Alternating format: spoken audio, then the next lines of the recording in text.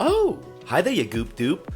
A friendly reminder that talking about your feelings is not a sign of weakness. If anything, nowadays, it's more a sign of courage. Welcome back to Microscope. My name's Mike. Well, geez Louise, we're doing another one? Heck yeah, we are, you little goober. Get your little thinking cap out, because we're back again with another one of these fun time learning episodes, and today we're learning about the Spirostomum. Spirostomum is actually a genus of ciliated protists. I don't know what species this is, because they're kind of hard to identify, at least on the internet. Also, they're day ones because they eat bacteria. They're bacteriivores, and that's the majority of what they eat, which is super cool. They also get pretty big, from 150 micrometers to 4 millimeters, and that's just bonkers. Whoa, man, that's really big, wow. They live at the bottom of fresh or brackish water environments in the sediment or dirt, as normal people call it, fancy science people. Wow, gee, learning so much fun. Aren't you having fun yet? Considering they're so large, they don't really get preyed on by any other microorganism, but they get preyed on by bigger things like fish.